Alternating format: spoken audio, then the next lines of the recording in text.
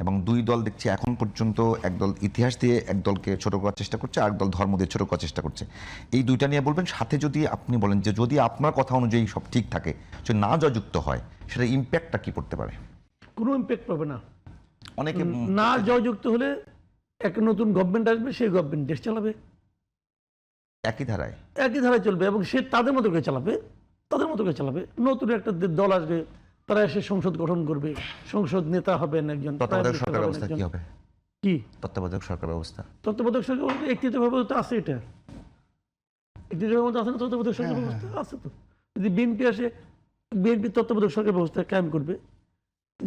জামাত আসে, জামাত তত্ত্বাবধায়ক সরকার ব্যবস্থা। আপনার কাছে কি মনে হয় বাংলাদেশের রাজনৈতিক দলগুলোর মধ্যে সবচেয়ে বড় সংকট শান্তিপূর্ণ ক্ষমতা হস্তান্তর? সেই জায়গাটা থেকে আসছে সবাই। আমি একটা কথা বলি, জুলাই সনদ আছে না, এই জুলাই সনদে যা যা কথা আছে এগুলি কি আর কোথাও নাই? এটা কি জুলাই সনদে আপনাকে কায়েম করতে হবে? জুলাই সনদে সবকিছু কি ভালো? অনেক কিছু দিয়ে আমার আপত্তি আছে, আবার অনেক কিছু ভালো। একটা আইনি বাধ্যবাধকতা দেওয়া উচিত না ভাই? জুলাই সনদের কোনো আইনি ভিত্তি নাই, জুলাই সনদের কোনো আইনি ভিত্তি নাই।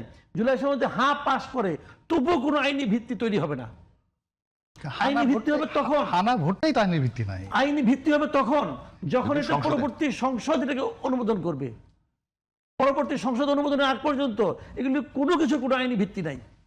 বলে দিলাম না, এই যে এখন এইটা করতেছে, ওইটা করতে, এই যে মনে করেন আপনার আওয়ামী লীগকে স্থগিত করছে, আওয়ামী লীগের কার্যক্রম স্থগিত করছে না, এগুলো কোনো আইনি ভিত্তি আছে নাকি?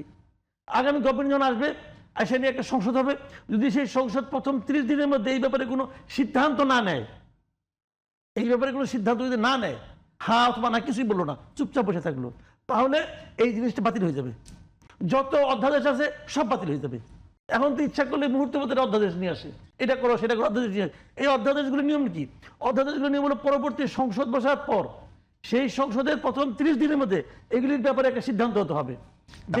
যেগুলি পাস করবে, জুলাই অভ্যুত্থানকারীদের দায় মুক্তি দিয়ে যে অধ্যাদেশ দেওয়া হলো, সেটা একই অবস্থা হবে, সেটা বাতিল। নতুন সংসদ যদি এটাকে গ্রহণ না করে, বাতিল। সিম্পল ভাই, এগুলি নিয়ে এত গবেষণা কিছু না, এটা তো রকেট সায়েন্স না। এগুলো আমরা বহু দেখছি, যে অধ্যাদেশকে তারা অনুমোদন না করবে সব বাতিল, যেগুলি তারা বাতিল করে দেবে বাতিল, এবং যেগুলি নিয়ে যদি 30 দিনের মধ্যে আলোচনা না হয় তাও বাতিল। তাহলে কি তাহলে এইটাই মানে বেল আছে নাকি রে ভাই? এইটাই বলি, তাহলে এইটাই কেউ যে জুলাই, আমি বলি দায় মুক্তি কি আগামী নির্বাচনের প্রধান ইস্যু হবে? না, কোনো ইস্যু না। ওগুলি যারা দিয়েছে তাদের মনের শান্তি।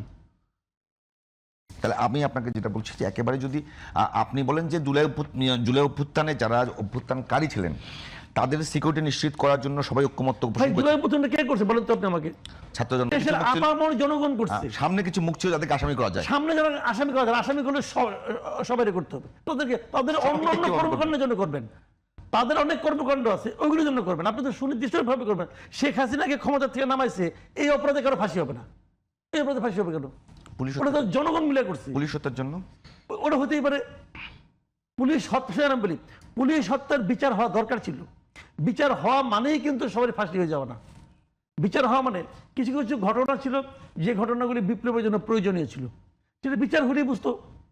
বিচার হলে দুই পক্ষ যাইতো, আলোচনা করতো, বিচারক রায় দিত যে না, এটা আমাদের আন্দোলনের জন্য প্রয়োজনীয় ছিল, অতএব মামলা খারিজ।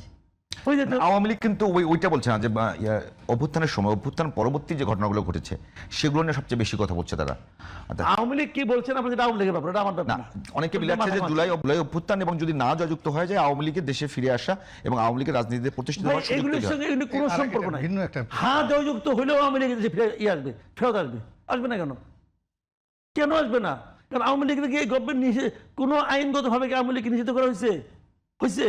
একটা নির্বাহী আদেশে স্থগিত করা হয়েছে রাজনৈতিক কার্যক্রম। আওয়ামী লীগের যদি রাজনৈতিক দল থাকে, একটা অফিস থাকে, আওয়ামী লীগের যে এলাকায় যে সভাপতি আছে, সেই সভাপতিকে নিষিদ্ধ করা হয়নি তো, অফিসটাকেও নিষিদ্ধ করা হয় নাই। বলছে তুমি ওখানে যে মিটিং করতে পারবে না, তুমি যে একটা মিছিল করতে পারবে না। রাজনৈতিক কার্যক্রম স্থগিত করছে, তাও নিষিদ্ধ করে স্থগিত করছে।